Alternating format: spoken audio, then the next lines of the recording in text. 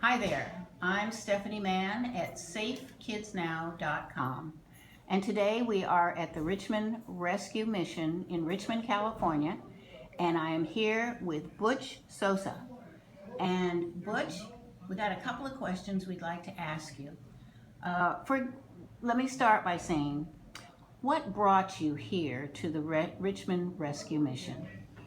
Well, I think there's a combination of reasons I came here, but after over 40 years of drinking and drugging, uh, I definitely had hit my rock bottom. I used to swear that no matter what happened, no matter how bad my addiction got, that I would never ever be homeless. And I found myself homeless. Yeah. I managed to pretty much destroy any kind of meaningful relationships I've ever had, including family members. Mm-hmm. I believe I've always had enough faith to know the difference between right and wrong. And I remember sitting in my vehicle. I'd been living in my vehicle for about 6 months, and I had gotten to that point where I didn't know what to do. I didn't have the answers. I had been involved in other programs, um, very good programs, but yet God was missing. That was what was missing in my program. And I remember sitting in my vehicle thinking to myself, this is it. There's just, what am I going to do now? And I prayed. And I happened to meet a gentleman that actually goes out into the neighborhoods in the different cities, and they actually find people like myself. I believe he was sent to me for a specific reason, and we spoke about the mission. And he asked me if I was interested in coming to the mission, and without hesitation, I told him yes. I was that desperate. Um, Well, now, how long have you been here? I've been here a little over 5 months. Okay. And since you've been here, what have you learned? Oh my goodness. you know, um, when I came to the mission, I was just full of so much anger and so much anxiety and hatred and just all these negative things. Um, I, I forgot how to love. I really forgot how to love. I forgot how to love myself and other people. I forgot how to care for other people. I was in my addiction. I was so selfish. The only thing I ever thought about was myself. I could care less about anybody else. The only thing that was important to me was figuring out how I was going to come up with the money to go get what I needed to fix myself every single day. In the mission, I think there's so many different things that I've learned, but I immediately I felt welcomed here. I felt loved here. I felt people were genuinely concerned about myself. Um, and I also felt that we're all, everybody here in this program, everybody that comes to the mission, we're all in the same predicaments.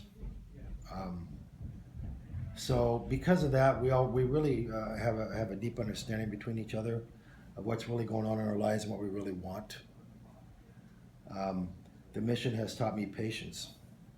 The mission has taught me to be courteous and respectful to other people. And this is a complete 180 for me. This is not my style. You mean all that in 5 months? Yeah, I'm learning a lot. It's I'm a what do they call it, a work in progress. Um, I am learning to love myself. I struggle with forgiveness. I'm learning to forgive others, and I'm learning to forgive myself. Um, Wow, those are very important lessons. yeah, Did you have a rough childhood? yes, I did. Yeah. I was incarcerated at the age of 13. Oh, Um, I actually had my first drink at the age of 12. And I had my first drink with my father. And back in that time, this was a rite of passage. This was something the fathers did with their sons to have their first beer, or in my case, it was a beer. Um, I don't think my father realized, nor did I realize that I was going to like it so much. I immediately acquired a taste for alcohol, and I immediately uh, enjoyed the way it made me feel. Um, the problem with some addictions, well, especially with alcoholism, is that you go from a point of having a drink to socialize with other people, and you enjoy the way it makes you feel to a point where many years later it's something that I have to do just to function. I had to drink. I could not drink coffee in the morning unless I had alcohol first. I could not hold a cup of coffee. I was so shaky. Um, and the high and the way that alcohol made me feel, that went away. It just became just a necessity. I felt like I couldn't get through the day unless I had alcohol in my system. Well, now, let me ask you, what is your plan for the future? Oh, um, I really have a need to spend more time with my family. It's been many, many years. And there, of course, is some healing to be done here between myself and the family. And I'd like to spend more time with my family. Um, I've been in the construction business most of my life. I am having second thoughts about if I'm going to go back into that particular career. Um, I haven't given it a whole lot of thought, to be honest with you, because I'm so early in sobriety. I'm so there's just been so many changes going on. I just live one day at a time. Well, it sounds to me like you have made great progress in 5 months, and I think your story is amazing that you have been able to accomplish so much in that period of time. And anything else you'd like to add? Faith. Okay.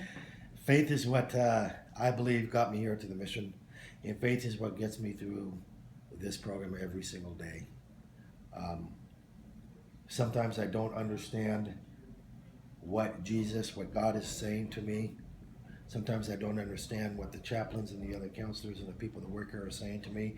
Sometimes I have a difficult time when I'm reading the Bible, and when I don't understand and I'm not sure what's really going on, I use faith.